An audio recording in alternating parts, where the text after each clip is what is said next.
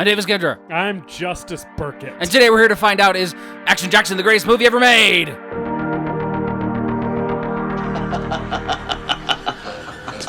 Then you're in for a big treat, bro.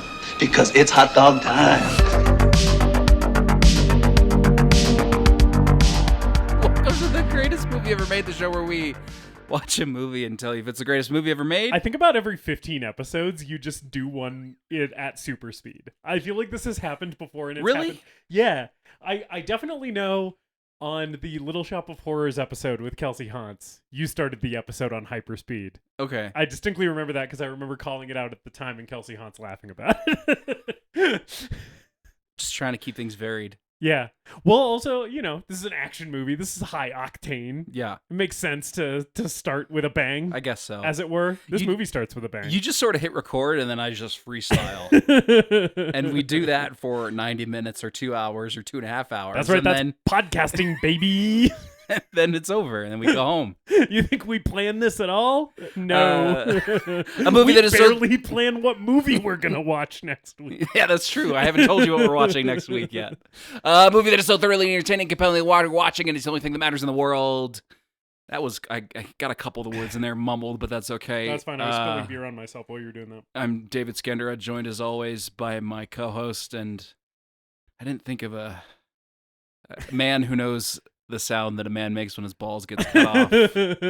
I could also be the offspring of a human woman and a Bigfoot. Yeah. Which is what they say about Carl Weathers in this movie.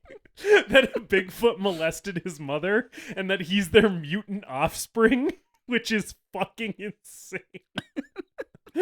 Right now I'm mostly the beer-soaked Justice Burkett because I was spilling this Tower Station on myself. Yeah. That's fine. Yes, we are here. We have been Jackson off all month, and now we are ready to finish. We're going out again with a bang. The movie starts with a bang. We're going out with a bang. This movie has a lot of bangs, booms, explosions of all stripes. Yeah, because it was directed by stunt coordinator for Predator and director of the actual greatest movie in human existence, Stone Cold, Craig R. Baxley. This is his directorial debut. I did just realize, yes. So this movie is the first in his filmography. Yeah. Yes. I did just realize as we were getting ready to record this episode, that Stone Cold was episode 50 for us. Mm-hmm. This is episode 75. Yeah. So Craig R. Baxley coming in again for like a very high profile slot in our programming, as he deserves, because now I have seen 2 Craig R. Baxley films between Stone Cold and this, and I'm just gonna say, of the films that I have seen of his, man is 2 for 2. Well, and also, if I'm not mistaken, he is our second repeat director on the show after Sam Raimi. What an honor. Which seems fitting. It seems like it describes the dynamic of our podcast that like you would pick renowned cult horror film director that has become sort of an elder statesman of the genre, Sam Raimi. Right. And I would pick a guy who directed action movies that no one's heard of. Yeah, they are kind of our 2 guys. Yeah, although this was your pick for this week. Wearing an Evil Dead hat. Yeah. Yes, it was my pick for this week, but I only know about this movie because of you, because I had seen that you had watched it. And I was a little taken with the title Action Jackson, just because it's a very good title, which led to its inclusion in my theme month. So even though it was my pick, it's really like, it is on the docket because you brought this to my attention just by watching it yourself. Mm-hmm. Yeah. I have, speaking of which, well, actually I should ask you how you are, and then we can get more into Action Jackson. I guess. How are you doing? I'm good. Good. I'm good. I don't know. I felt like I had things to say, but no, not really. Just having a good time. Been having a good week. Love that. We went to go see Chat Pile, and that was great. Yeah. I'm sure you'll have more to say about that. As far as media recommendations, I do have to eat a bit of crow. I do have to, cook up a slice of crow and eat a little bit of it off of a plate. Yeah. In reference to Oh Brother, Where Art Thou? Yeah. Which I rewatched. And I brought it up during our Star is Born episode in somewhat of a negative context. And I have to say, I was wrong. That movie's fucking great. We love that. We love when people are able to change their opinions about movies. Yeah, that's great. It's been a few years since I had seen it. Yeah, I still do sort of think that the soundtrack is better than the film. Well, that's a really good soundtrack. Though. Yeah, that's like a world class. Have you seen the movie? Like so long ago that I barely remember. Okay, it. you should put it on again because you would really fuck with it, I think. Yeah, I should give it another spin.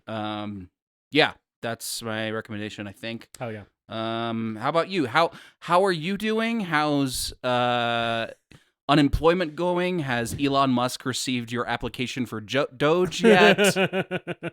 I don't think I have the necessary skills to work for Doge because I can't code. And all those guys are fucking 22-year-old devs, I guess. Yeah, because the world is just so good right now. We're just living in a great world. I love when a 19-year-old full stack dev can just tell, the fucking high-ranking officials at, like, I don't know, like the Treasury Department or whatever, where to shove it. That's great. I think that spells really good things for our country and definitely won't lead to catastrophe of any kind. Yeah, no, I'm good. I'm still happy to be unemployed, and soon I will need a full-time job, and I've been applying, but shit is a little slow, and you know what? Right now, I'm totally fine with that, because I'm still loving life. I'm doing good. My ankle hurts because I sprained my ankle in the Chat Pile mosh pit. As you mentioned, you and I went to Chat Pile this past week. We also saw Gouge Away, which is a Florida hardcore band, and Nightosphere from Kansas City. Really fucking great show. Yeah, both of them are great. Yeah, huge recommend for all three of those bands. I know we've shouted out Chat Pile many times before, but all three of those bands put on a really great live show. And Nightosphere specifically, I hadn't heard of, but their set made me interested in diving into some of their catalog, so I definitely want to do that. My other recommendation is I watched a couple movies that had been on my watch list for a while that I just hadn't gotten around to yet. And because I was laid up with my sprained ankle, elevating it on the couch, I was like, oh, I gotta watch some movies to pass the time. So I put on David Cronenberg's The Brood, which I really enjoyed. And then maybe the bigger recommendation is The Host, directed by Bong Joon-ho. I know Bong Joon-ho is in the cultural zeitgeist right now because Mickey 17's coming out. Right? Yeah. And I would say if you, like me, have only seen a couple of Bong Joon-ho's like bigger crossover hits to the US, like Parasite and Snowpiercer, and you have heard of The Host but haven't given it a watch, really fucking worth a watch. The Host is a S tier monster movie. I feel like a lot of the time monster movies are some of my least favorite of the horror subgenres. Like I feel like monster movie is one of the hardest to nail, in my opinion. It's easier to make a good slasher, in my opinion, than a good monster movie. Yeah. Right? Man, he really knocked it out of the park. Great movie. Cool. Yeah, I've been meaning to watch that, and maybe if we had planned things better, we would have watched a Bong Joon-ho film to coincide with the release of Mickey 17. But we didn't do that. I do have one more recommendation. I saw The Brutalist. Thought it was great. My recommendation is not for the movie The Brutalist, although you should see it. The Brutalist score is the probably the second best score of a film from 2024 behind like Dune Part 2. I was going to say number 1 is Dune Part 2. Yeah. But the score is nominated for an Academy Award, but it is excellent. Sick. Yeah. I haven't even listened to it outside of the context of the movie. I just was watching the movie and was overwhelmed by it. So yeah, check that out. Nice. Anyway, we're not talking about The Host or a Bong Joon-ho film. We're talking about Carl Weathers and Craig R. Baxley. We're talking about Action Jackson. Yeah. The man, the myth, the movie. I didn't know anything about this movie other than like you had watched it. Yeah. Like I had seen that you watched it and liked it, and I liked the title and wanted to include it in Jackson Off because it has Jackson in the title. So I didn't really know what I was getting into with this one. I knew Craig R. Baxley directed it, and that was promising to me. considering my experience with him on Stone Cold. But how did you come across Action Jackson? So this is the third Baxley film that I've seen. Okay. Previously, I had sought out his second film after watching Stone Cold. His second film, Dark Angel, also known as I Come in Peace, with Dolph Lundgren. Oh, he's an alien in that one, right? No, or he's like fighting aliens. He's a cop hunting down alien drug dealers. Okay, yeah. I've heard of this movie. That harvest like human spinal fluid to make drugs. Hell yeah. It's weird as fuck. That's fun. But this was the third film that I've seen from him, and coincidentally, as far as I can tell based on my research, Action Jackson, Dark Angel, and Stone Cold.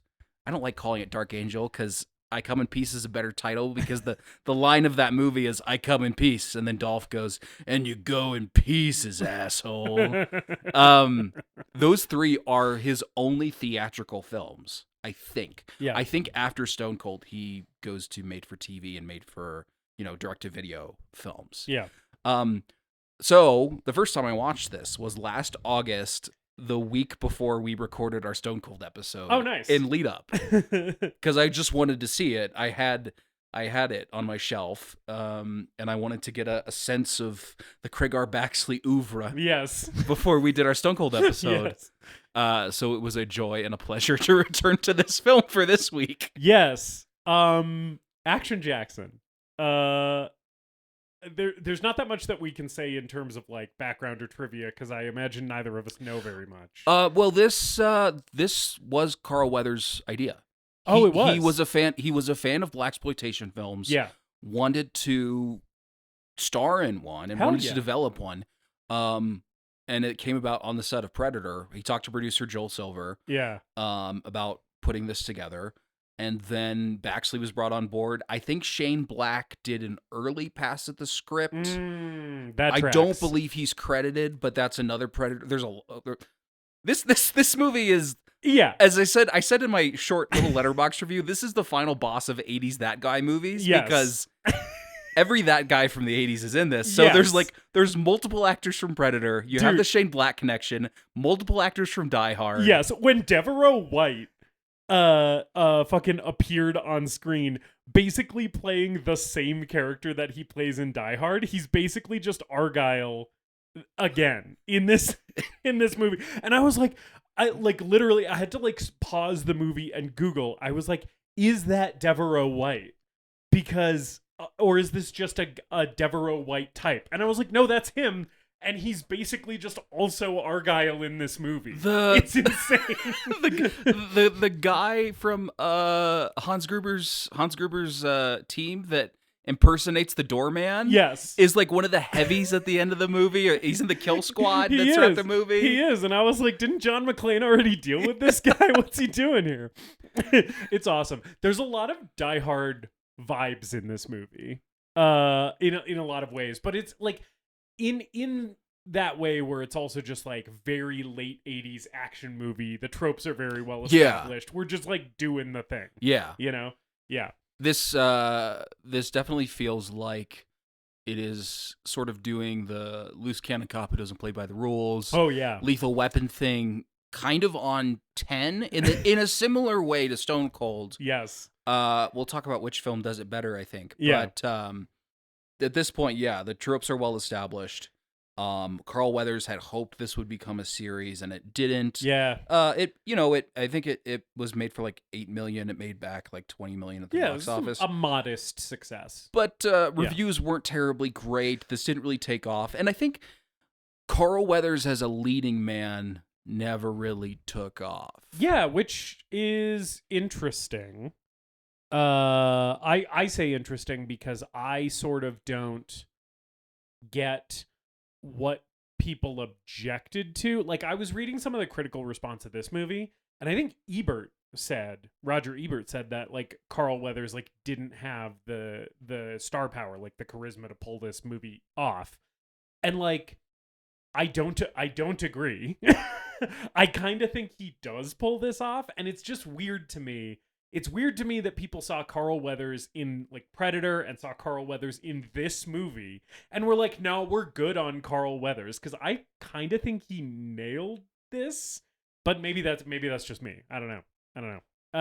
But yeah, I don't know. It's interesting that he never really had like a Schwarzenegger or even like a Lundgren or like JCVD career. Right. That he was kind of like a tier below those guys, you know? It's kind of weird to me. Yeah, almost like a C tier. Yeah.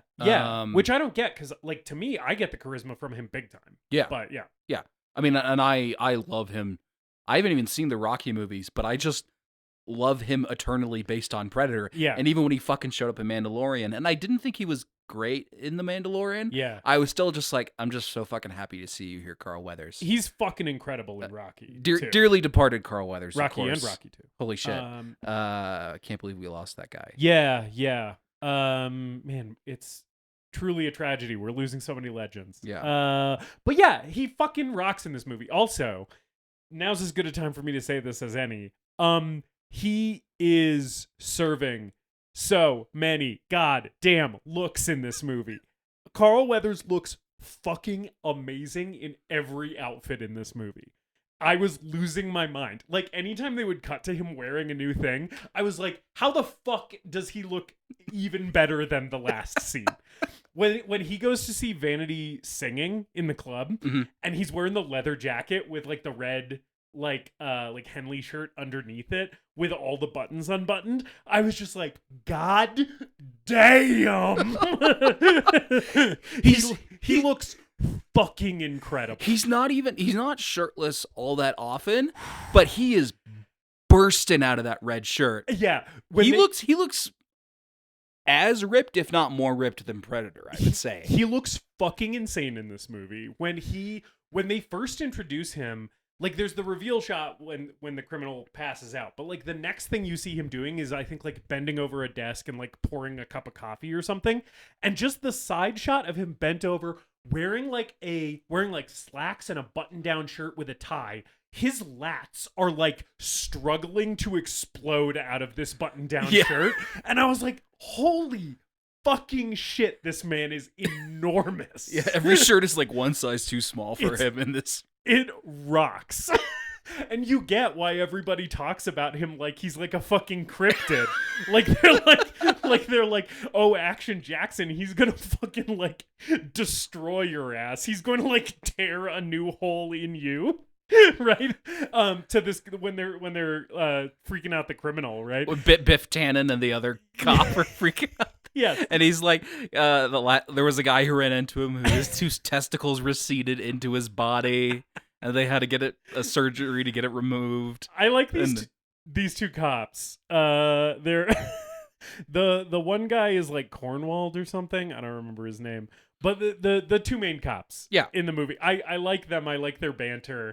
And this thing at the beginning that they're doing. It's not the very beginning. We do need to talk about the very beginning. The very beginning is a Craig R. Baxley staple, which is he shows up on set, rigs up everything with squibs, and then blows it all up, either by shooting it, by throwing someone through glass, or as this sequence concludes, we throw a flaming stuntman out of the glass window. He falls like 20 stories through another glass window. This man is like sexually harassing a woman who works for him, right? He's like doing like office creep behavior. And then like a bunch of assassins break down the windows to this office, punch the woman unconscious, and shoot him out of the window with a grenade launcher. And like that's the cold open to Action Jackson. That's the first 5 minutes of Craig R. Baxley's directorial career.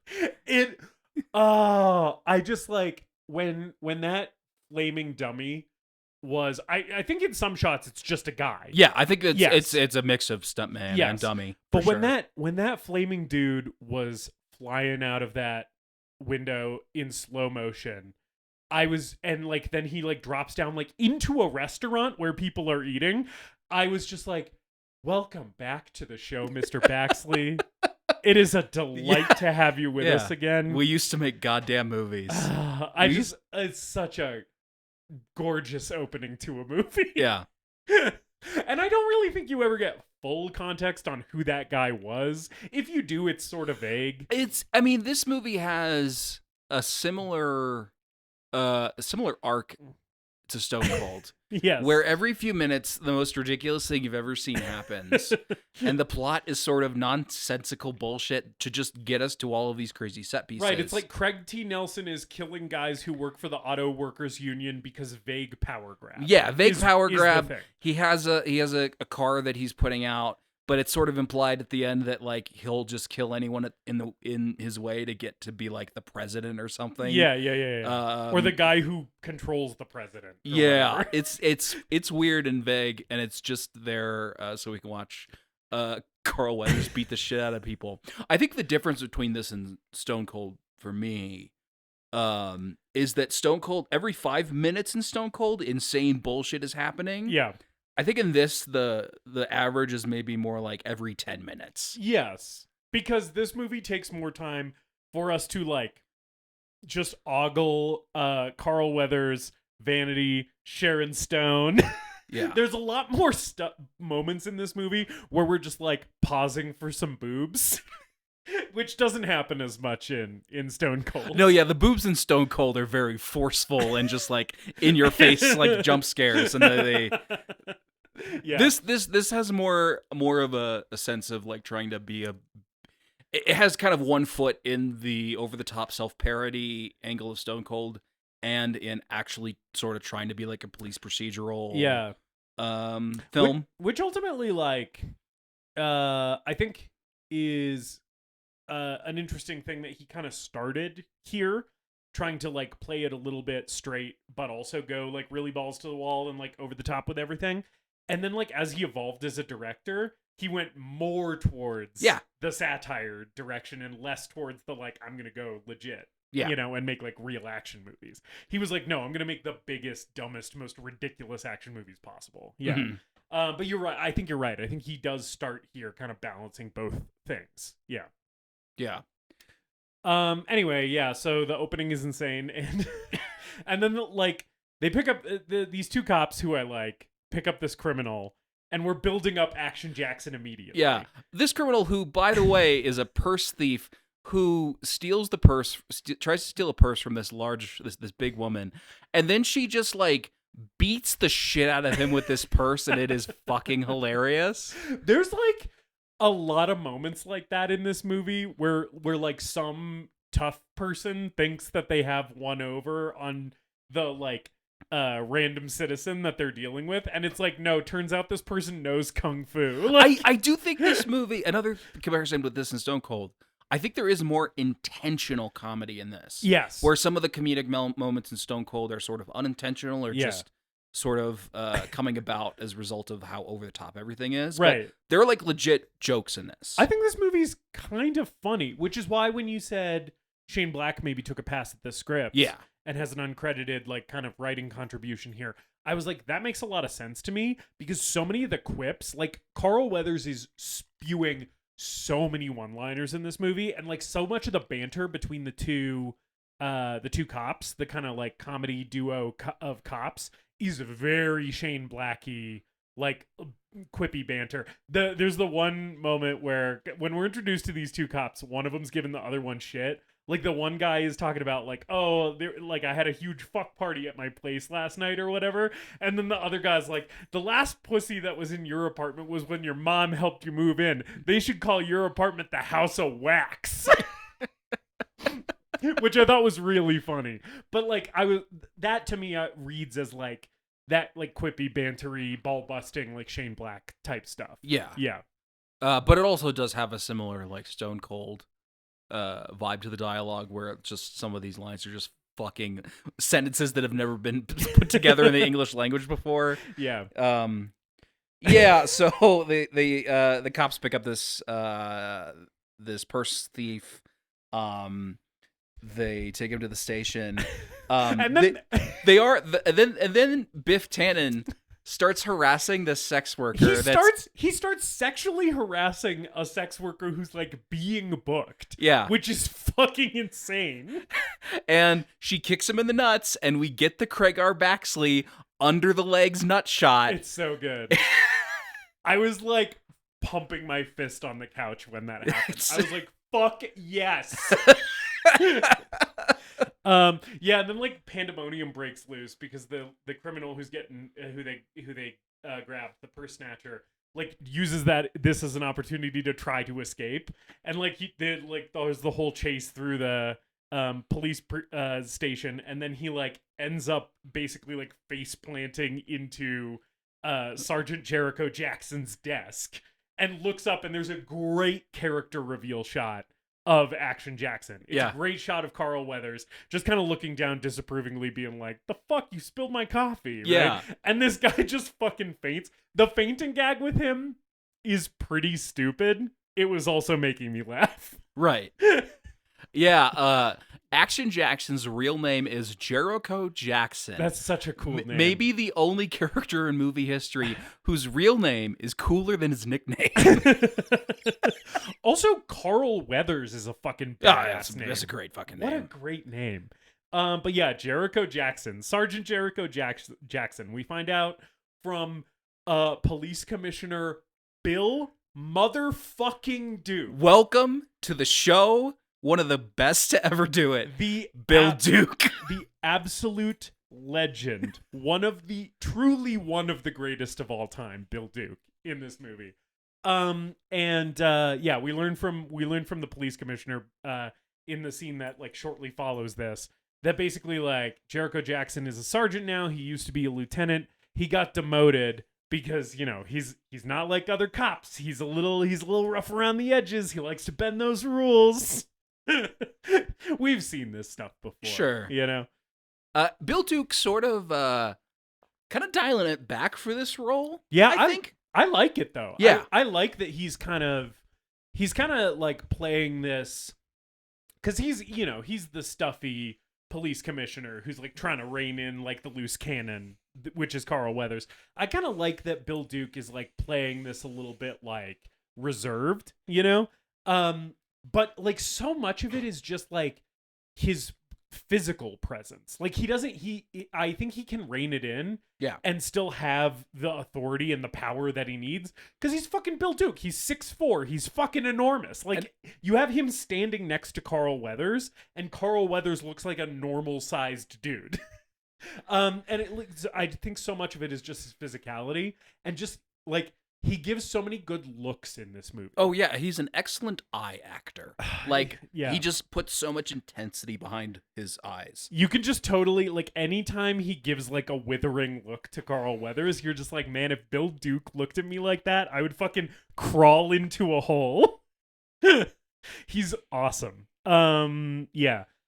But yeah, I mean, actually, sorry, I do need to call out one specific Bill Duke line in this scene where they're Bill Duke's kind of busting Carl Weathers' balls, and he's been giving him like these shit assignments sort of as punishment for him being demoted.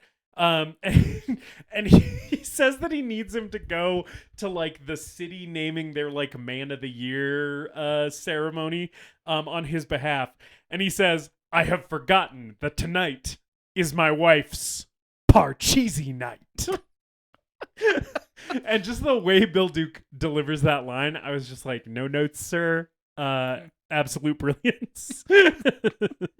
It's so good.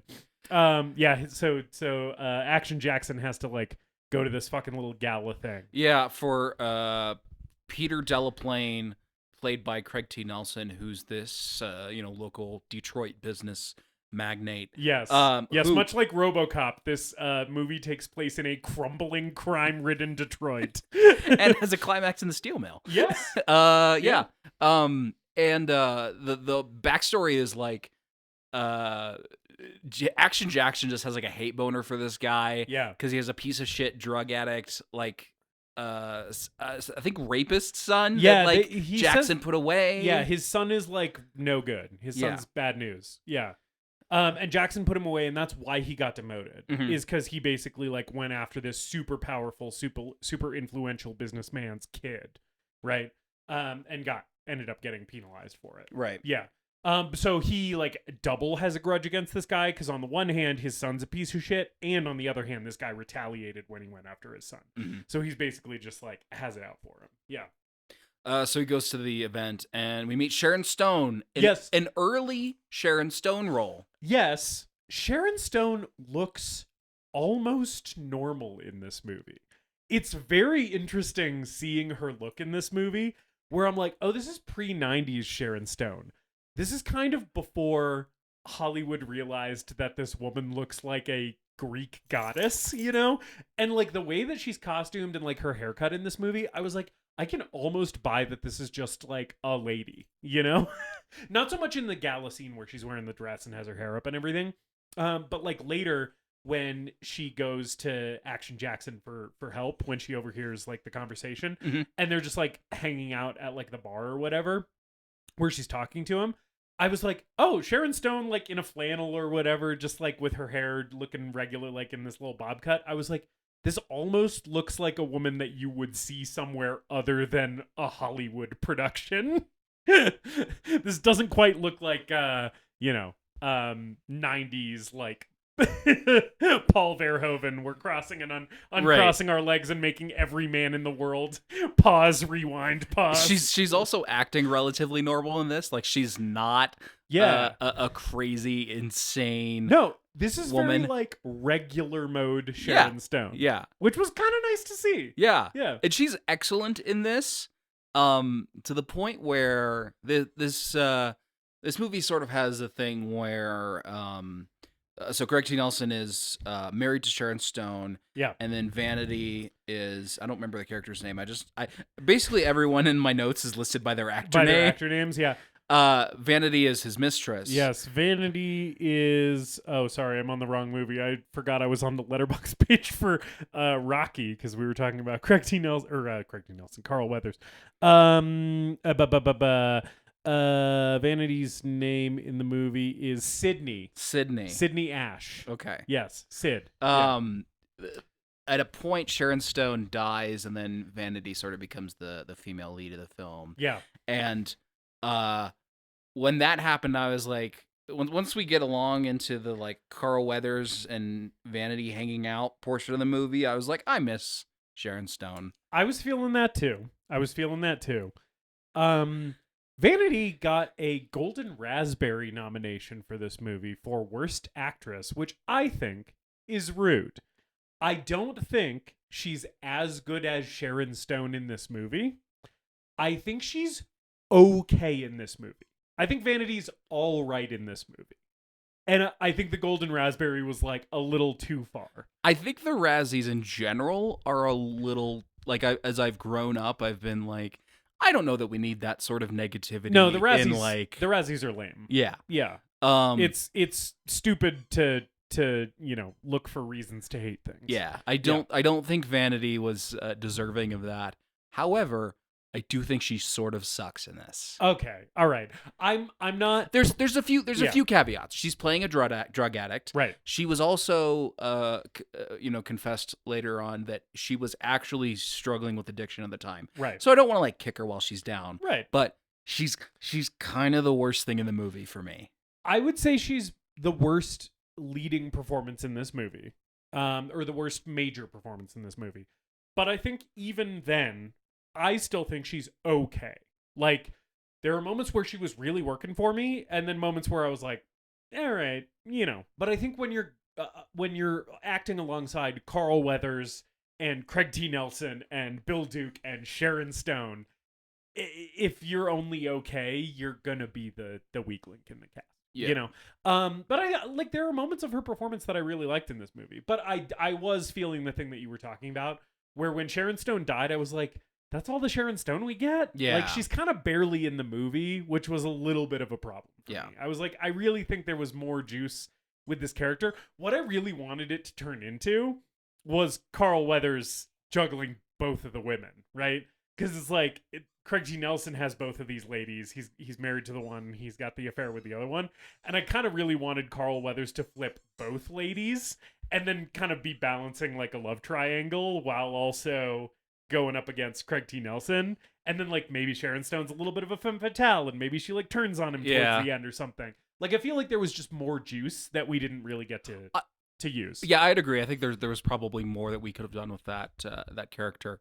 But I do like that Carl Weathers is apparently the hottest guy in the world in this movie. Women throwing themselves at him. Well, he just does not care until the very end. It's so funny when Vanity is like throwing herself at him and he's like, nah. and then he comes out of the bathroom shirtless and you're like, okay, that is a move. He is doing this on purpose. He's like negging her on purpose and then just being Carl Weathers shirtless in front of her. It's strategy, I think. Yeah, Sharon Stone we meet at the gala. It's not really that important. She has like a little moment with Action Jackson, but where basically we get the idea that maybe she's like not totally 100% down with all of the stuff her husband's doing. So it leaves kind of open for her to go to him later when she overhears the shady stuff. Yeah. And here there's more character actors just showing up in the background. You mentioned the guy who plays Argyle in Die Hard. Yes, Devereaux White. I have him in my notes listed as Argyle. Yes. Who shows up for a very funny bit where he's like the valet and takes off in Jackson's prized car. His name is Clovis, which even the name Clovis and the name Argyle, it just seems similar. Yeah, like, it seems similar like sort of name. The same guy. Yeah. From Die Hard. Also, I don't think we've had the chance to talk about him yet on the show, but Al Leong alert. Leong alert. The great Al Leong. Yes. If you've watched an action movie from the 80s and you've noticed an Asian gentleman in the background with like a skullet and a Fu Manchu mustache. Speaking of Die Hard, that's motherfucking Al Leong. Yep. He's one of Dylan Plane's goons in this. Yeah. He's one of Carpenter's guys, right? He's in Big Trouble in Little China, and he's also in They Live, right? I think he's in They Live. He might be. I think he's probably in 2 or 3 of Carpenter's movies, but definitely Big Trouble. He's in the fucking Roland Emmerich Godzilla remake. Die Hard, of course, shows up everywhere. Love him so much. Yeah. I think he has one line in this movie, and that is rare for him to have any dialogue. Mostly he just is there to like stand and look intimidating. Yeah. The Kill Squad also attacks a boat. The boat scene is fucking awesome. The boat scene fucking rocks. Yeah. So first of all, I love that the establishing thing on the yacht is these two guys telling guy with no arms and no legs jokes, which I don't know if it's in poor taste, but David, I don't know if you knew this about me. I love a guy with no arms and no legs joke. Okay. What do you call a guy with no arms and no legs lying in a ditch? Phil. See, I'm a dead baby joke man myself. Yeah.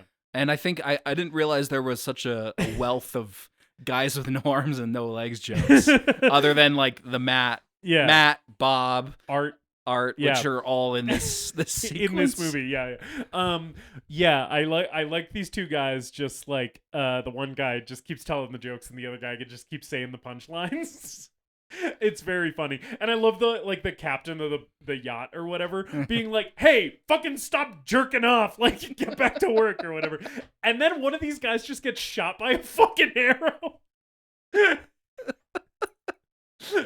It's awesome. Yeah, it's the most unexpected arrow kill we've had on the show since Silent Night, Deadly Night. That's true. That's very true. Yeah.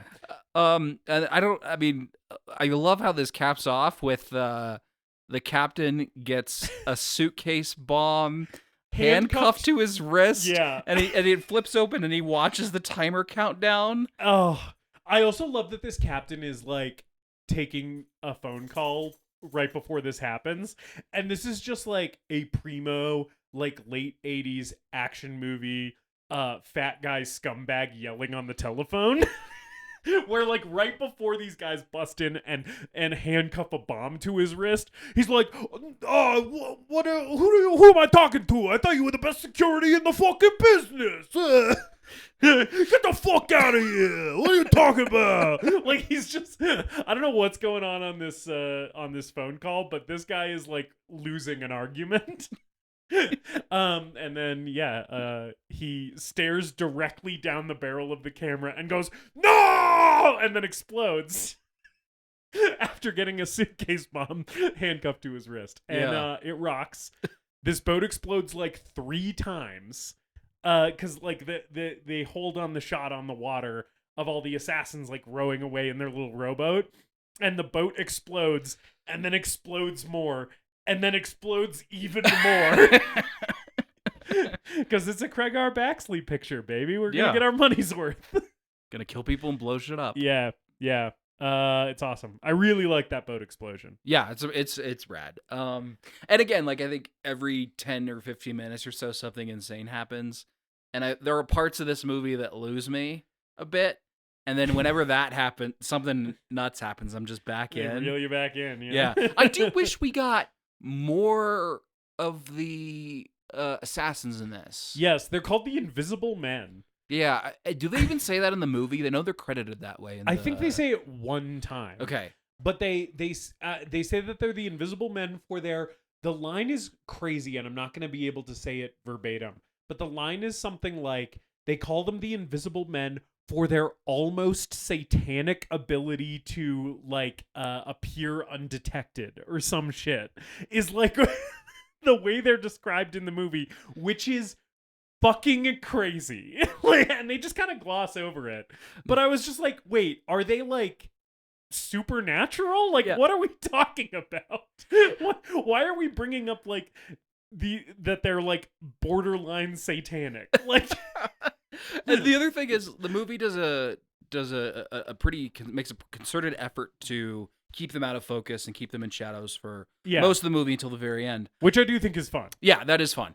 The squad is, when you do get the reveal of the squad at the end of the movie, though, the squad is made up of guys that look like other that guys. Right. There's like a guy who looks like Richard Brake, but is not Richard Brake, but he's also a that guy. Yeah. I believe Richard Brake has an almost satanic ability to appear undetected. Yeah, just in his everyday life. As a real person. No, just as a real man. I fully believe that you like could be, if you're on set in a movie that Richard Brake's in, he could just appear over your shoulder at any time. With like a rusty knife in his hand. Just being like, hey, they got quesadillas at the Crafty.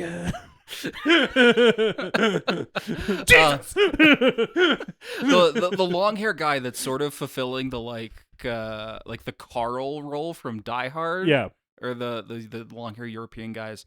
His name is David Glenn Isley. Yeah. And I recognize that name because he wrote the song Sweet Victory from SpongeBob SquarePants. What? And is also married to Olivia Hussey.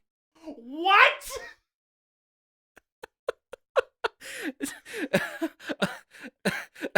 Hollywood is insane. Yeah. was married to Olivia Hussey. She recently passed away. Yes. But R.I.P. Yeah, it's just like, it's fucking weird. Yeah. We really only hang out with the what's his name? The black guy on the squad that they're gonna use to frame Action Jackson at the end of the movie. Right. He's the guy that's recurring throughout most of the movie. Right. The guy who looks a little bit like Carl Weathers, which is why they're trying to pin Action Jackson's crimes. Yeah. Or pin this guy's crimes on Action Jackson. He sort of looks like Larry Fishburne now that I think about it. A little bit, yeah. He's very fun, but I kind of wish that we I got guess the actor's name is Bob Miner. Okay. Yeah. What's the character? Gamble. Gamble, that's it. Yeah. I remember I recognized that name. Yeah. From something else. He's also in Rocky 3. He's in Commando. Oh. Yeah. Yeah. He's in some stuff. Perfect. Anyway. Yes. Yeah, I wish we got more time with these guys because they're fun. Yeah. And you sort of forget about them and then they show up at the very end. Yeah. I sort of wish we saw more of the baddie team as well. Especially because they're like dispatched relatively quickly. And I'm like, that maybe would have been more rewarding if we had if we knew any of these guys, knew what their dynamic was, like using Die Hard as a comparison because the movie sort of invites it by having so many of the same people in it. Right. Right. It's like one of the things that works so well about the bad guys in Die Hard is that like you get those little moments with their characters. You get to like flesh out those dynamics. And I know Die Hard's like over 2 hours and this movie's like 90 minutes. So, we maybe don't have the time that Die Hard does, but I feel like you could have given me some shit. Some team ball busting or whatever between these guys. There's a lot of heavies in this movie, and there's a lot of great moments with them, but we don't really get to know them in the same way that like you would in something. It's hard to compare a movie to Die Hard because Die Hard's just so well constructed. Right. No movie is Die Hard. Yeah. But I like the guys a lot. While we're talking character actors, Robert Davi is in this movie as well. Yes, he is. He's he Action Jackson shows up to his apartment. He's like paranoid that Delaplane is after him, and like suicidal too. Like when Robert Davi has a cigarette dangling from his lips and is pointing this gun directly at his own temple, I was like so transfixed by what was happening in this movie. I was just like, I could watch Robert Davi threaten to kill himself while smoking a cigarette for like 20 minutes. It's also fun seeing him in this sort of role because he's normally just the tough guy. Yeah. And that's sort of that's it. No, but I like that he's kind of like a weaselly little snake in this movie. He's really sweaty in this scene. Yeah, he's got like really intense stubble going on, you know? He looks crazy in this movie and I liked it. He's like one of the union guys, right? And he's paranoid about Craig T. Nelson going after him is what's going on. Yeah, he's either one of the union guys or he knows that he's going after the union guys. Right. Yeah. He's got information. Right. Because in the next scene, he gets shot by Gamble, who's posing as a delivery man. Yes. Who shoots him through the clipboard, which is pretty fun. Yeah. And then I do have to just call out it's a very, very short scene, but I'm glad it's here. The scene where we see that Craig T. Nelson knows martial arts and he's training with a guy. Yes, I'm really glad you're talking about this. Because we need to set up that he can have a fist fight with Carl Weathers at the end of the movie. Yes. So we just have this scene of him like... We need to demonstrate that Craig T. Nelson is like a black belt in Kung Fu. And he's training with this guy and just screaming at him like he's trying to kill him and then breaks his arm and tells him to fuck off. I love that Craig T. Nelson in this movie, this character is having like guys like brought in for him to like beat the fuck out of. And then he's like throwing cash at him on their way out the door. It's like the twisted evil version of going to fucking Ip Man's house. It's like instead of being like, oh, I'm gonna learn from the master, it's like, no, this fucking rich guy's gonna beat my fucking ass for an hour and a half. It's sort of amazing. And I'll make $6,000. It's sort of amazing that this movie convinces you that Mr. Incredible is like chaotic evil. Craig T. Nelson, okay, we should just talk about Craig T. Nelson in this movie. He's fucking nuts. Craig T. Nelson rocks in this movie. We were talking about how we don't get enough time with the Invisible Men. Yeah. You know, how we wish that the villain dynamics of that team were kind of fleshed out a little bit more. While all of that is true, what this movie does do very well is set up the primary antagonist.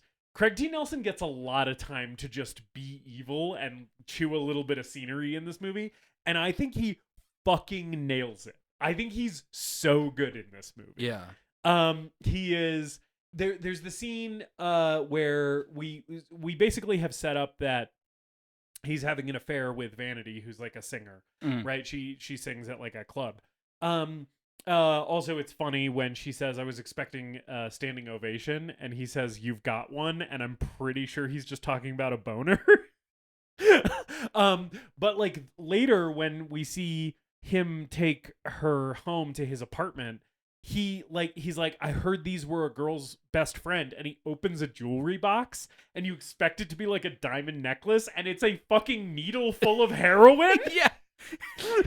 Which is so insane. And then he just like injects her, and it's like sensual and like sort of, it like reads as kind of like a sexual violation, but also it's drug use, and it's just like several layers of ick. He's like a fucking anime villain. Yeah. Like I expect him to he's you know, this clean sort of Lex Luthor-esque calculating businessman, and then at the end of the movie he's beating the shit out of Carl Weathers and like he's drugging up Vanity. I half expect him to at some point just like rip his shirt off and his eyes set on fire and like power metal guitars come in. I feel like this guy's a fucking supervillain. Like he could fight Superman. He's also got this like his hair's gray, and he has like kind of a bowl cut with a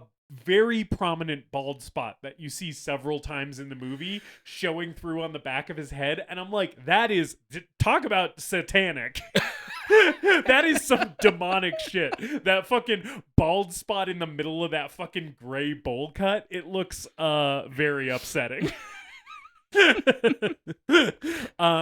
Yeah, Craig T. Nelson rules in this. Great villain performance. I love him so much. Yeah. And it was giving a lot like RoboCop to me. He does seem like a RoboCop. Yeah, he's sort of got like a Dick Jones thing going on. Totally. Yeah. Yeah. I love him. God, I love him. Yeah. So Carl Weathers starts investigating. We have a little bit of stuff with Sharon Stone here, but it doesn't matter because now because Carl Weathers and Sharon Stone leave this bar and then immediately almost get run over by a cab. Mm-hmm. And Carl Weathers' instinct is to chase down the cab, and he keeps pace with this fucking thing. It's being driven by Gamble. He outpaces the cab on foot. and also Carl Weathers is selling the shit out of this like high speed foot chase. When there's like the wide shot of him just booking it down the street, yeah, I was like, that motherfucker is running. He's running like the T-1000. It's crazy. And also it's crazy to see a man this size run that fast. Yeah. I was like, if Carl Weathers with this physique was running at that speed at me, I would kill myself before he got to me. And then he jumps on top of the cab and is like hanging on it for a while. Then Gamble starts shooting through the ceiling. Oh, but before he starts shooting through the ceiling, they're doing a car chase with him clinging to the top of the truck. Yeah. And there is a truck that is full of like gas canisters that crashes into another car as a result of their car chase, and there's just a huge fucking explosion with Carl Weathers on top of a car, or a stuntman who looks a lot like Carl Weathers. Sure. On top of a car, driving away from the explosion, like towards the camera, with the explosion just directly behind this vehicle. And because it's Craig R. Baxley, all of this is just for real. It's a really good stunt. And then he starts shooting through the ceiling at And then Carl Weathers he basically says like, fuck this, and punches the windshield. and tries to grab him, and then he like breaks and he rolls off the front. Yeah. So then Carl Weathers just like decides to play chicken with this cab. He's like, "Come on, don't shoot me with your gun, run me down. You man enough?" And then just does a standing front flip over it. And then the cab drives off another car, which launches it into the air. It flips over and lands in this garage. And to Craig R. Baxley's credit, showing a little restraint here, the car does not explode. We already had one of those in the last 4 minutes. Yes. They didn't have the budget for more explosives. Also, Gamble had to survive because he shows up later. Yes, because he sneaks away. So the car can't explode with Gamble in it. It's awesome. It's awesome. Yeah. This is then when, more or less, when Carl Weathers goes to see Vanity here, and like right before that, Craig T. Nelson sort of figures out what happened with Carl Weathers and Sharon Stone. Yeah, right? because Sharon Stone basically confesses that she's been talking to him. She has no chill. She's basically like, hey, so that Action Jackson guy was here earlier, and I didn't tell him anything. It's like, you didn't need to tell him that he was there. But yeah, she has bad poker face, and it gets her shot in the gut. Yeah. I do like the thing where like she's hugging him, and she's like kind of reaching down for the gun that's in his waistband. Because there's a previous shot where we've seen him tuck it in his waistband. Yeah. And then like she goes back when she starts being like, oh, maybe I'm not safe. Like she goes back and gives him another hug and like tries to feel for the gun, and it's not there. And then he just shoots her immediately. Yeah. Yeah. Yeah, I think it's a good death scene. Yeah. I think it's a good death scene. I just wish she was in the movie more, but at least we get a nice little send off for her. I also really like, because it's the thing with Craig T. Nelson, where he's talking to his butler, main bodyguard guy, this like kind of portly, bald, heavy that he has working for him. Mm. And the guy is like, oh, Mr. What's his name? Delaplane. Delaplane, yeah. He's like, oh, Mr. Delaplane, like, I cleaned your 357. It's, like, all ready for you. And he's like, oh, thanks. I'll test it out in the morning or whatever. And then, so, like, then the scene with Sharon Stone happens where he shoots her, and the bodyguard comes running because he hears the gunshot, and Craig T. Nelson just tosses the gun, like, throws this, like, loaded 357, and the guy catches it one-handed, really smooth, really baller, and he's like, it works fine. It's a really good moment. Yeah. I like it a lot. Yeah. Yeah, this is Jackson and Vanity. Yeah. I don't like Vanity's songs. She has a couple songs in this movie. Okay. A couple musical sequences.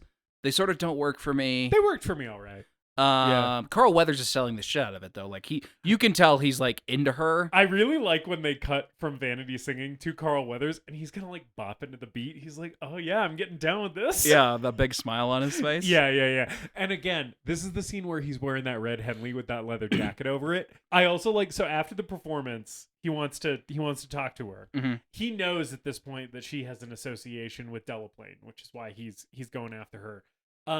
But he tries to get into the dressing room to talk to her, and I fucking love this bodyguard guy. I didn't recognize this actor from anything. No, I didn't recognize him either. But I love this guy. Yeah. Where he's like, I want to go like see Sydney, and he's like, I don't think you want to be doing that, right? And Action Jackson's like, oh, all right, so how about this? And he like punches him in the stomach, and this guy doesn't move at all, and then he punches him in the face, and he just smiles.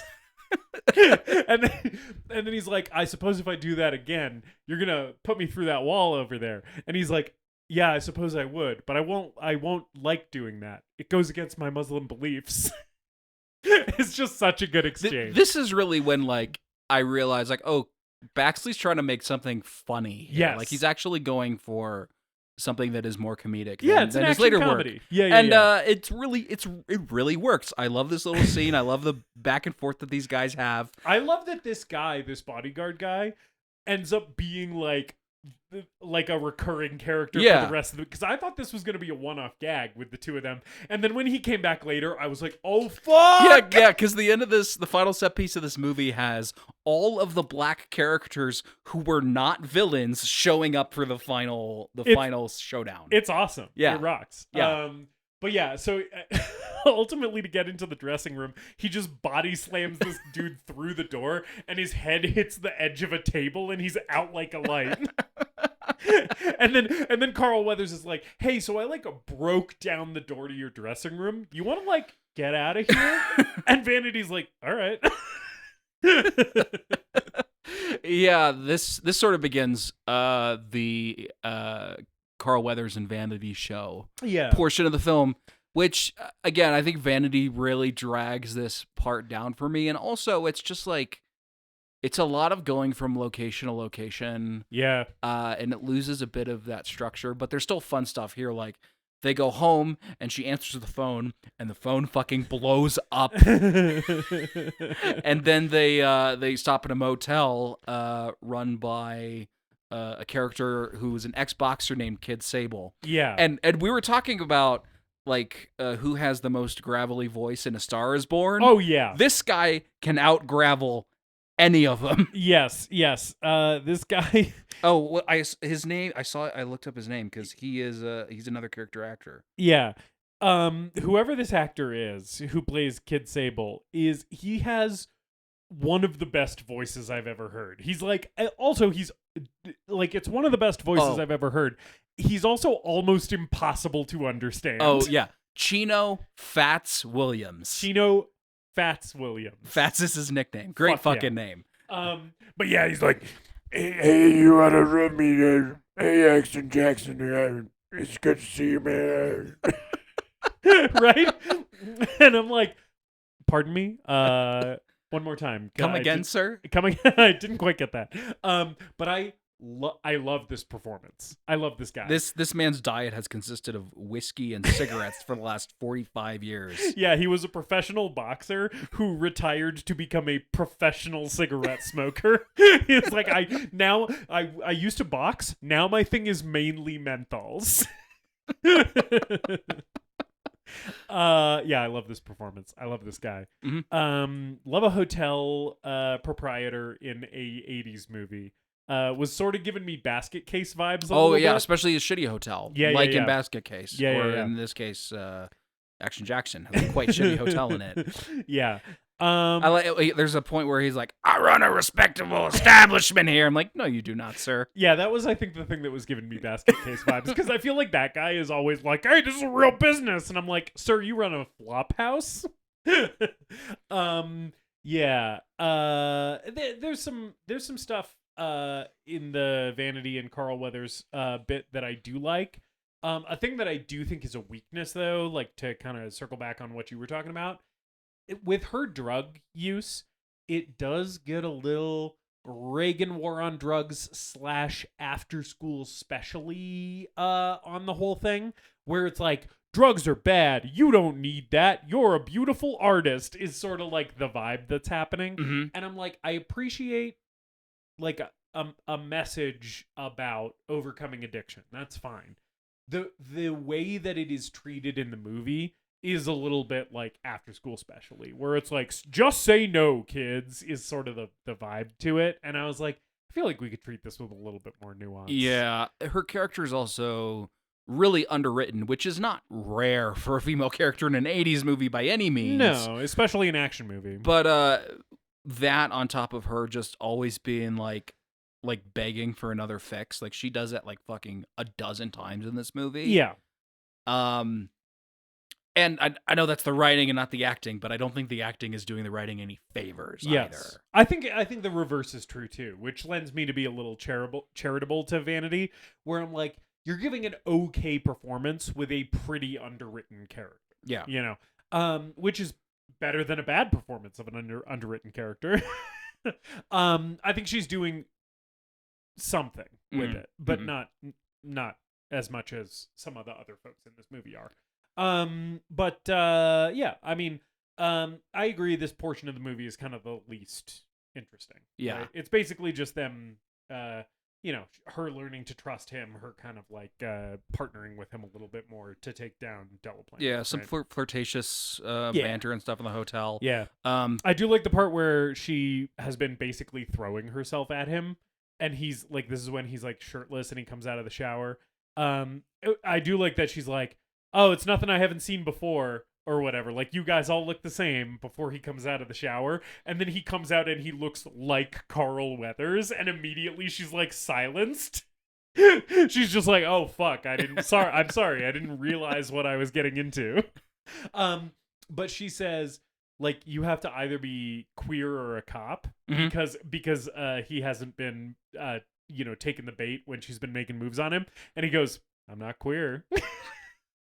Which is, I thought, was a good line. I thought it was fun. Yes. Yeah. Yes. Considering it's the 80s, it could have gone way worse. Yes. It is a non-homophobic way to do that joke. Yeah. Right? Where he's just like, Well, you gave me two options. It's not the one thing. So they're going to go look for this guy named Papa Doc. He discovers that his priceless, I think it's Cadillac, his priceless Cadillac has been trashed, which is a very funny scene. Yeah. Where it's been so gutted that he basically opens the driver's side door and is able to walk through the Cadillac because all of the upholstery's been ripped out of it. They also like make a big thing in the movie about how this car is the thing that he cares about the most in the world. Yeah. Which is like another thing that we haven't really talked about with Jericho Jackson is he has enormous divorced guy energy.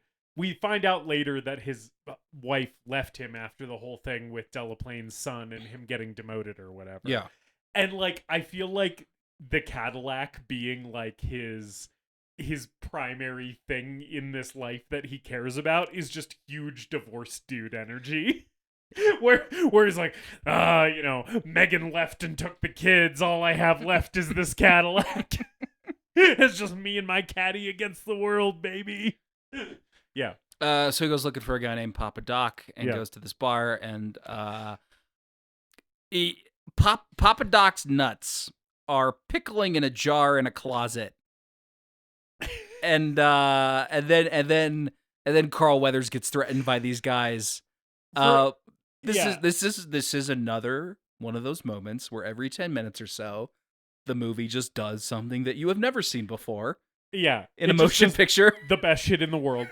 When he is shown to the like armoire with the pickled testicle jar in it, and the shot is from like the inside of like the cupboard, right? And you just see him pull it out and be like, and the guy's like, "Oh, that's Papa Doc," and he's like, "Oh yeah." I didn't initially realize what it was until they talked about it later in the scene. Like they talk about how it's the testicles later. Initially, it looked like a fetus in a jar, and I was like, "What the fuck is happening?" But then it becomes clear. But it's just such a fun little moment, and it's a fun shot too, where he like chooses to shoot it from like the inside of the like wardrobe thing that it's in. Yeah, so it's like backlit, and so the lights are coming through the murky liquid that it's being pickled in. It's really fun. Also, speaking of murky, most of the locations in this movie are drenched in a haze of cigarette smoke, which I really appreciate about this movie. Most of the interior shots in this movie, it is like difficult to make out what's happening in the far background of shots because there's just so much ambient smoke in the air. Really beautiful stuff. Really beautiful 80s filmmaking where I was just like, oh, I can smell it. It smells like an old bowling alley. Yeah, so then they're threatening to cut his balls off. Yeah. Vanity comes in and saves the day by being like, this is my mentally challenged brother who has a metal plate in his head. And has like delusions that he's a preacher. And then Carl Weathers yes-ands her. And does a very good job at it. Carl Weathers and doing And then then the score has like gospel music, like a gospel choir singing. Yeah.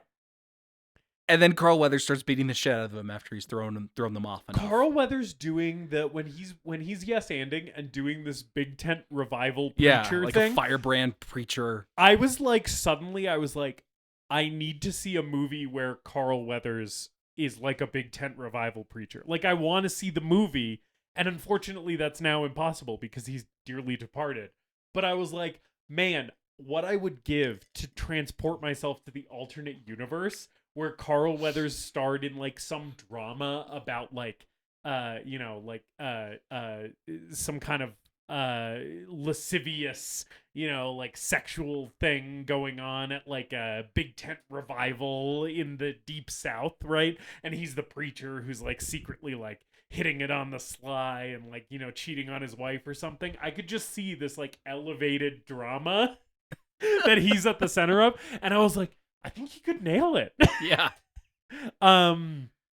Yeah, great scene. Yeah. I liked it. And then I really like I really like when he transitions from doing the like I'm crazy and I think I'm a big tent preacher to starting to beat these guys up. He says, "Allow me to lay my healing hand on you," and grabs a dude who's like holding a glass in his hand and shatters the glass in his hand. I do want to read the line about him getting his balls cut off because it is nuts. It's a good one. Nuts. Hey, nuts. Yeah. Have you ever heard the sound a man makes when he gets his balls cut off? And Jackson's like, no. He said, well, you want a treat? You're in for a treat then, because it's hot dog time. I forgot about hot dog time at the end. That's really good. It's really, really good. Yeah, it's good shit. Yeah, so he beats the fuck out of these guys. There is a scene in here somewhere where he goes back to the hotel and finds out and tells Kid Sable that Papa Doc was dead, and Kid Sable's like, "Oh, I could have told you that."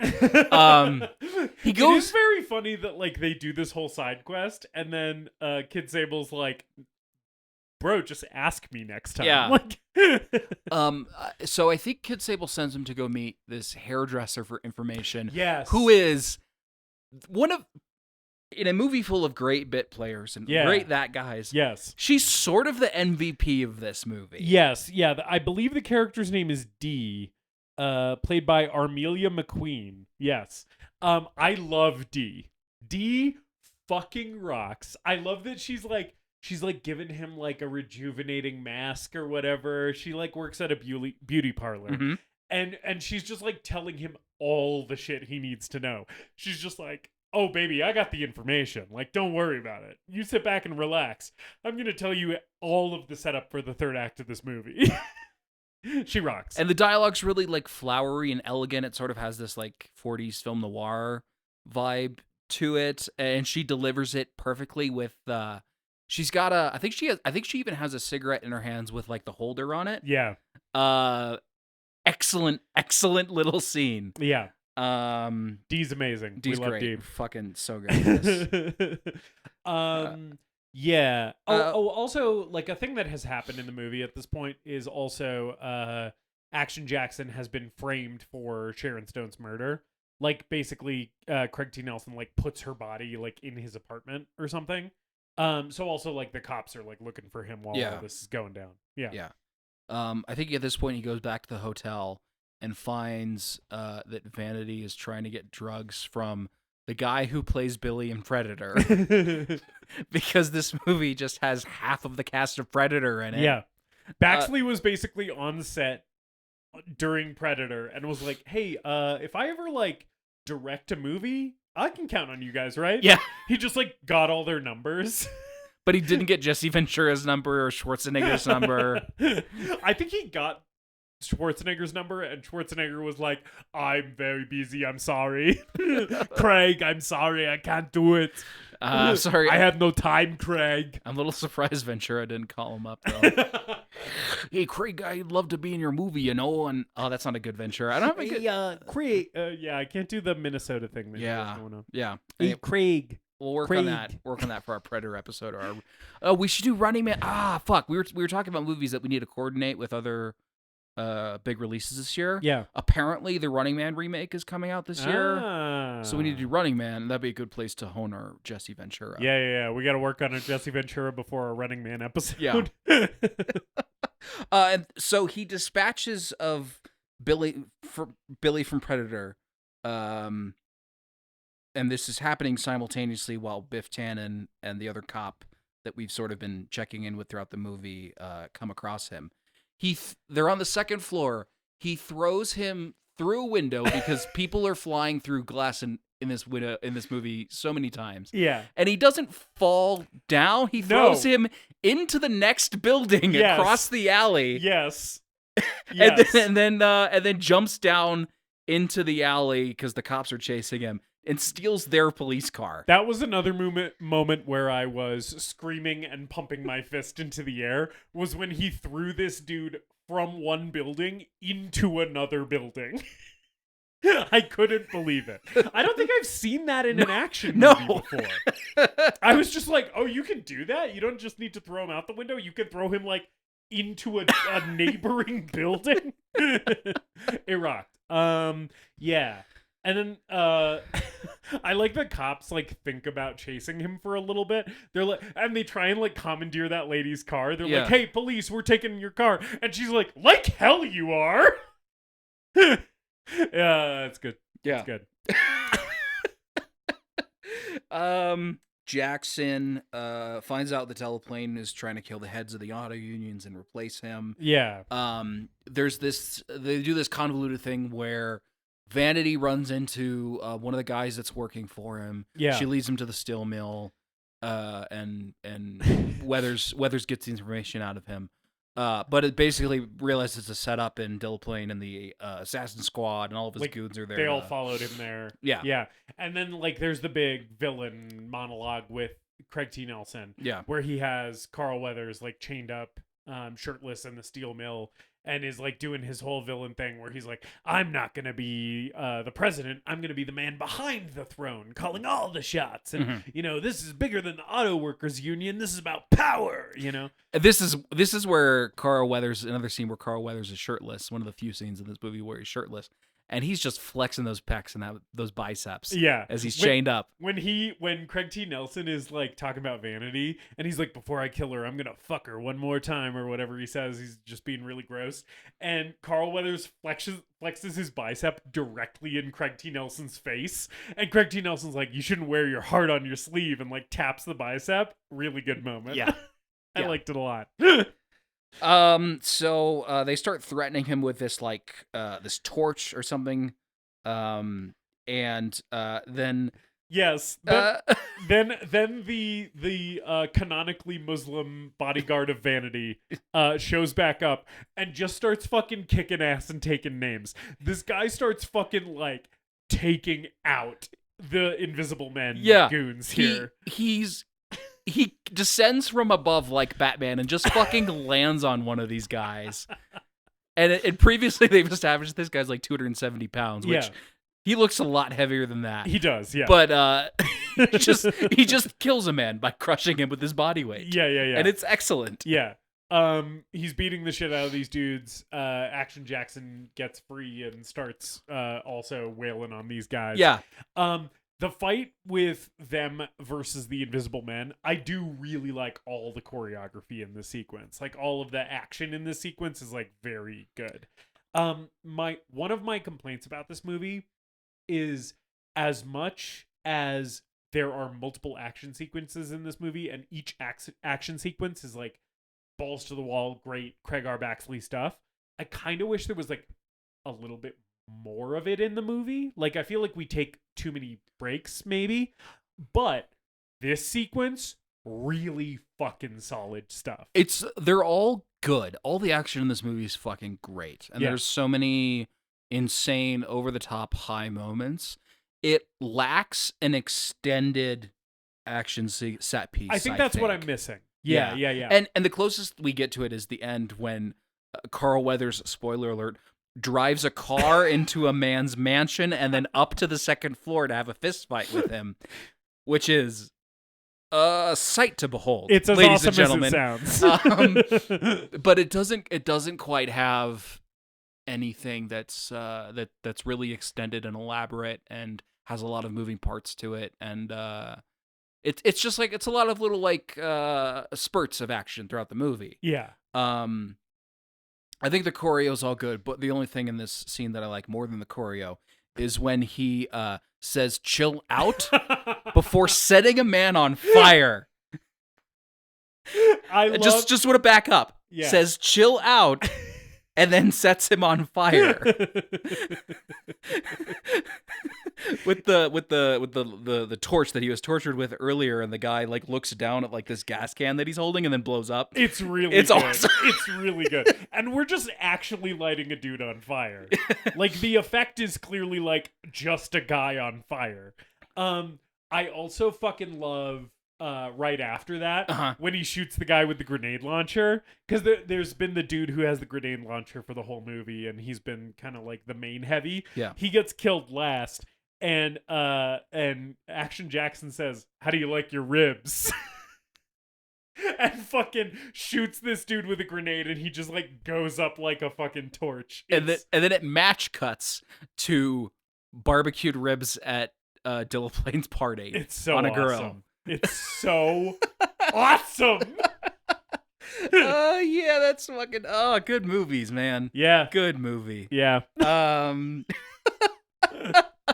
So Delaplane's having this party for one of the Union guys. That his plan is Gamble's going to dress up like Action Jackson and assassinate him, and then Delaplane's gonna insert his own guy as the Union leader. Gamble's wearing the iconic red Henley because that is clearly, anyone would look at that and just be like, that's Action Jackson. The red shirt and blue jeans. Yeah. The cover has Action Jackson in a tux, which he is only in this scene. In this scene, yeah. And it sort of looks like a Bond movie based on the cover. Yeah. Which is a bit misleading. I think it really should have just been him in that Carl Weathers in the leather jacket and the red Henley. Yeah, the red Henley and the jeans. Yeah.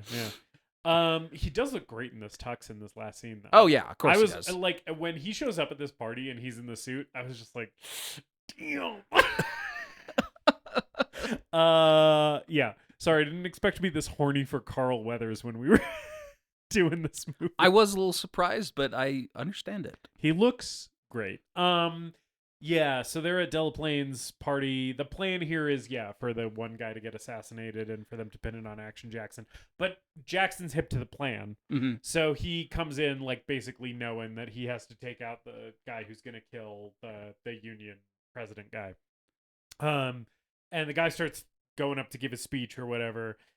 Jackson, like, swings on a string of Christmas lights to try and, like, knock the sniper out of the tree.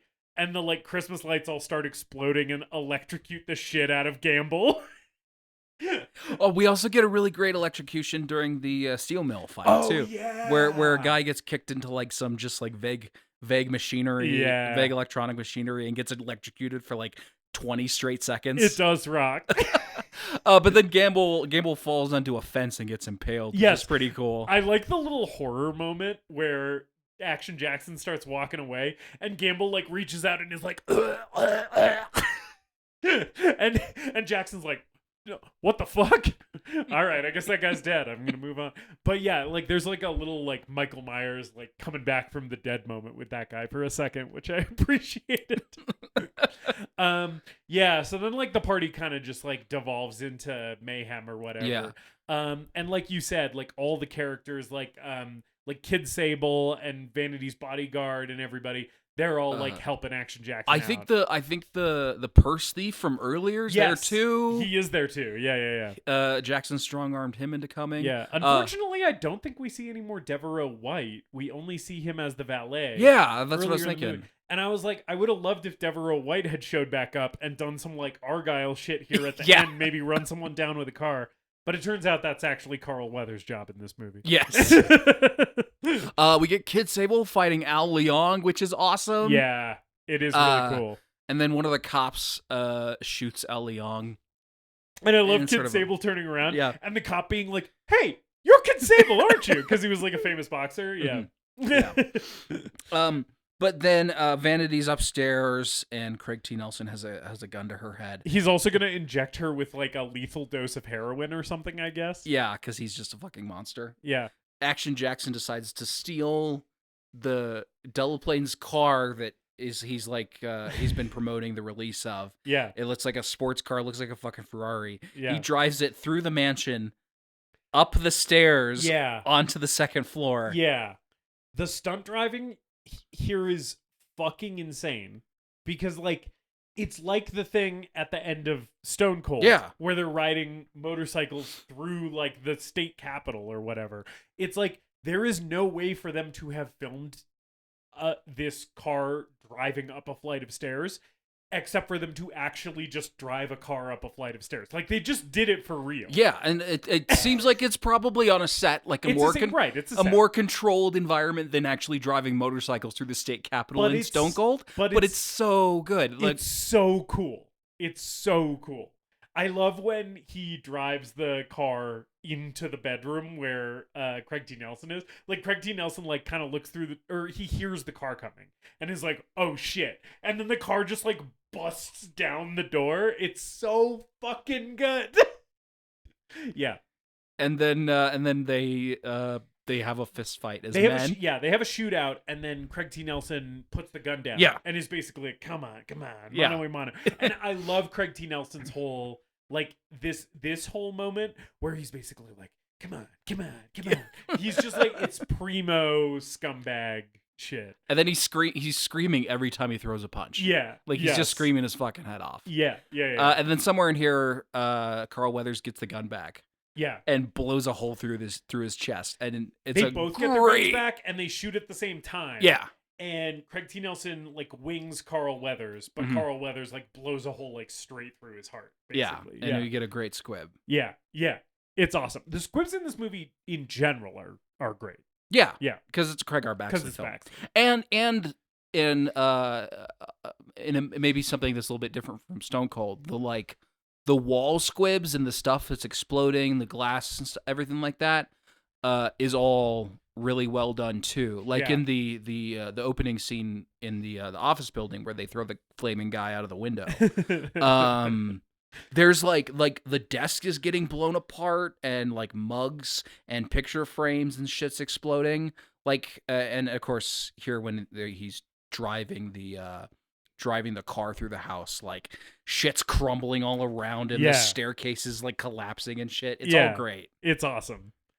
So Delaplane is no more. Yeah. And then basically it's like Bill Duke shows up and is like, that's the movie, ladies and gentlemen. Action Jackson is now lieutenant again. And, have a nice night. But it's been a great 90 minutes. But he does want to, he's like, I want to report on my desk tomorrow morning.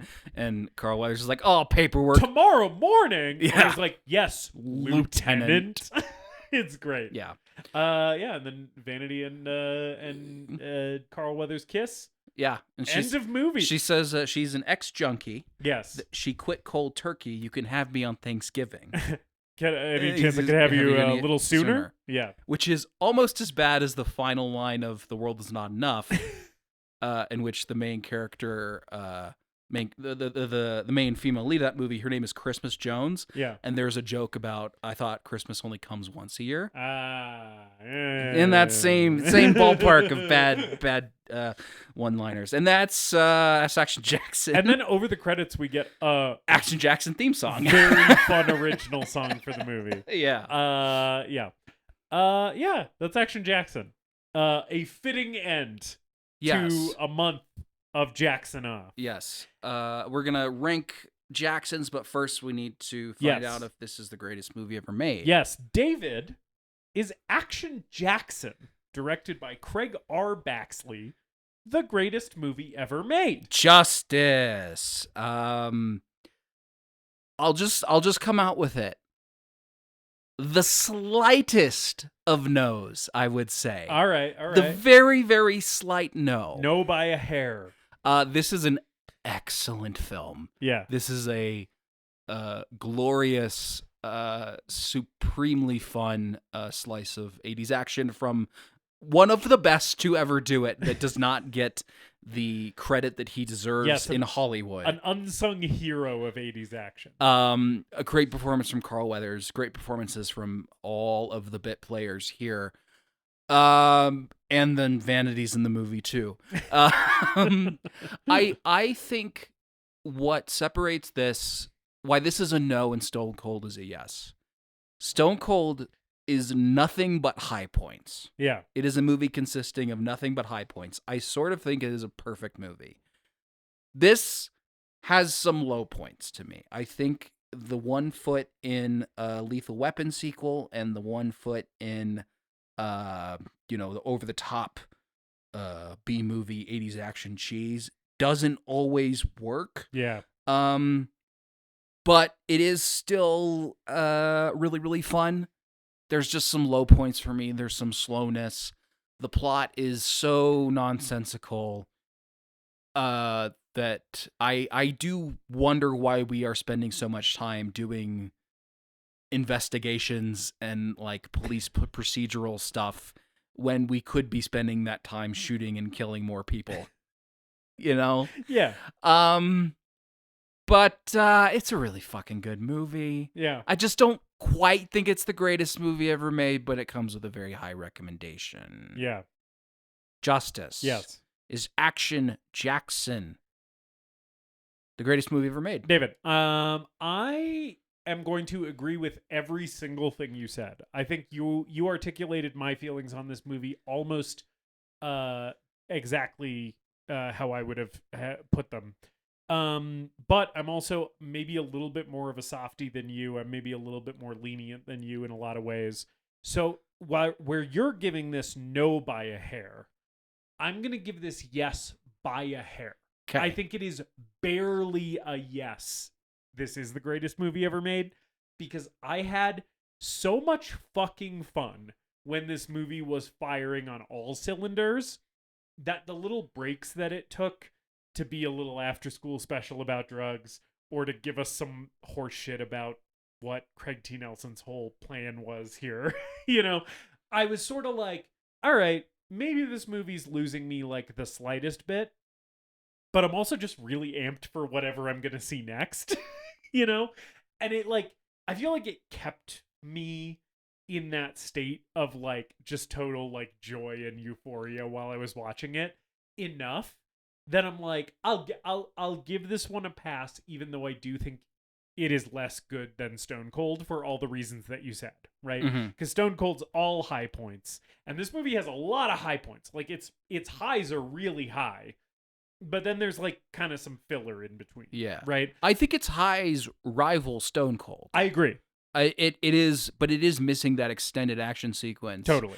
And one other thing, Weathers is great, but in terms of sheer action movie charisma, yeah, I sort of prefer the Boz in Stone Cold. Okay, yeah. Which I can see that. Yeah. I think Weathers is great in this. I think he has more of a conventional movie star thing in this movie than the Boz does, but what the Boz brings to Stone Cold is really unique and special and interesting. So I think I am with you on that. Okay. Yeah. So I'm gonna give this a light yes. Okay. Greatest movie ever made. But yeah, just a really fucking fun time. If you like action movies and you've never seen Action Jackson, it's absolutely worth your time. Yeah. Definitely one that you should seek out for sure. Yeah. David, we have engaged with 4 different Jacksons throughout the month. Mm-hmm. I want to know, between director Peter Jackson, specifically director and co-author of the script for King Kong, Jackson Maine, the character in A Star Is Born, Samuel L. Jackson specifically as Ordell in Jackie Brown, right? And we're gonna say the movie Action Jackson. It would be stupid to. Should we just do the title? The title is stupid. If we only rank the title and nothing else. it's the name of it's the movie and the character, right? Yeah, but so let me think, because we have a director, we have a character, we have an actor. We don't have a movie, so should it just be Action Jackson the movie? I think it is Action Jackson as a whole movie. Okay. Against all those other things. And I know it's apples and oranges, and this exercise is stupid and ridiculous. But this entire theme month was conceived to be stupid and ridiculous, Justice. Correct. I want it to be stupid and ridiculous. So do you already have an idea of where your rankings are going to be? I think so. Should we just do each one together? Yeah. So what's your number 4? My number 4, and it is it's a respectable number 4, because I appreciated the movie and the character more than I ever have before. But it's still going to be Jackson Maine is coming last. I think Jackson Maine is sort of by default last. He must be last. Yeah. He's got some good blues riffs. He lost his battle to addiction, and that's very sad. But ultimately, motherfucker didn't direct King Kong. I think Jackson Maine put in a solid Jackson showing. Yes. But he's up against some really stiff competition in the Jackson world, and it was never gonna be him. It was never gonna be Jackson Maine. So we appreciated Jackson Maine for what he brought. Loved when you pissed yourself at the Grammys. Love you drunkenly mumbling things to Lady Gaga, but who's your third Jackson? My third Jackson is going to be New Zealand's favorite son, Peter Jackson. I think our rankings are probably exactly the same. Interesting. My third is also Peter Jackson. Great directorial effort in King Kong. Just knowing that it's not his best work, and it's also it's a really, really good film, and his direction is a huge part of what makes that movie successful. Yeah.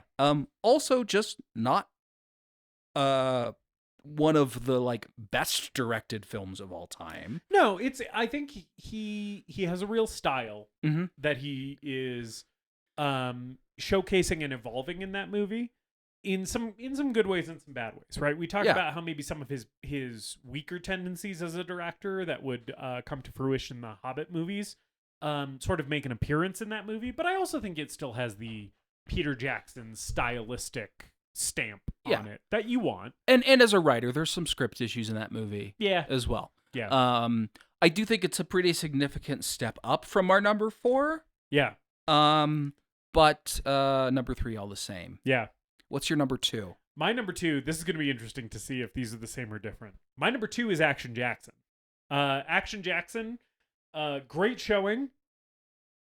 However, obviously everybody knows what my number 1 is now. Mm-hmm. I just think the competition was stiff for Jackson's this month, and Samuel L. Really gave me something special. But Action Jackson I enjoyed the hell out of. Okay. So it's coming in at number 2.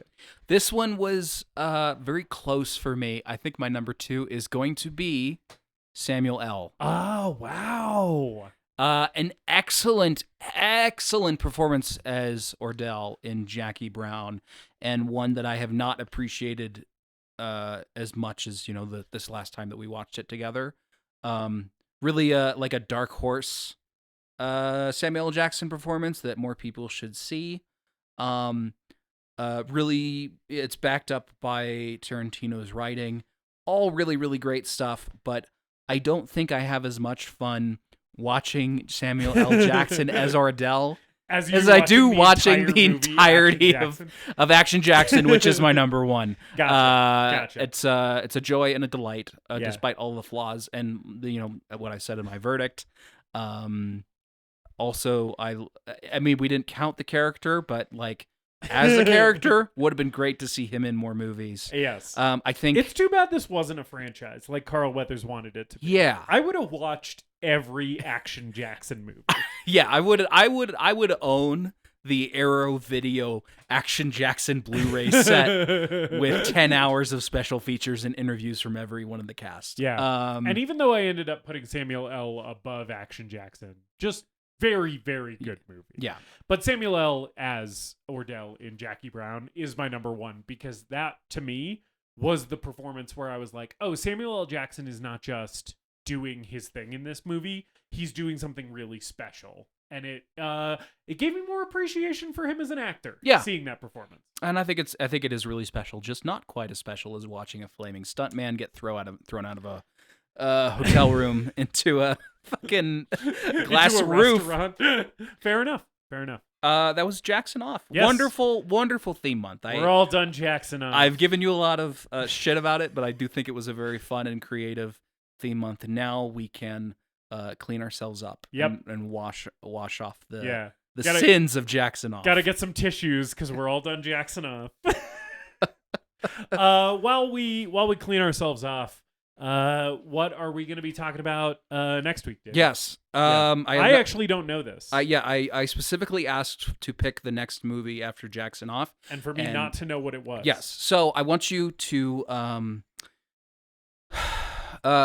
this is... Action Jackson was our second film from a repeat director. Yeah. Next week we will be doing our doing a film from our third repeat director. Okay.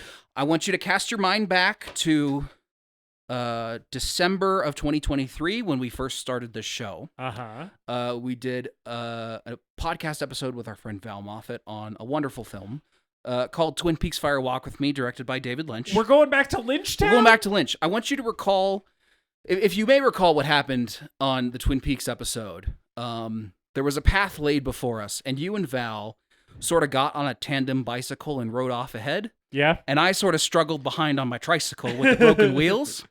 I'm happy to say that this next week we will both be riding our own broken little tricycles together as we watch what may be considered his most challenging work, Inland Empire. Fuck yes, dog. I knew that would be your reaction, so I decided to withhold it from you. Fuck yes, dog. I have been looking for a reason to watch Inland Empire.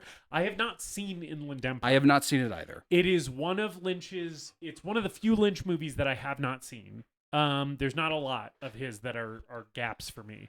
But Inland Empire is one of the big ones. And I'm really, really fucking stoked to have a reason to watch it. Yeah. Yeah. Since he passed away, basically since the day that he passed away, I knew that I wanted to talk about Lynch on the show again soon. Yeah. And I figured the best way to do that would be to watch a movie that neither of us have seen before. Hell yeah. So we're going to be diving deep into Inland Empire. I am thrilled for this. Fuck yeah. All right. Well, join us next week for more Lynch on the show. With Inland Empire. Yes. For your consideration, Laura Dern. A Woman in Trouble, which is the only thing I know about the movie. Yeah. Which could be a way to describe most of his movies. That's true. Anyway, thank you guys for listening and hanging out with us during Jackson Off. We love your support. We love you all so much. Please continue to support the show by leaving a review, leaving a comment, spreading the word about the show to your friends.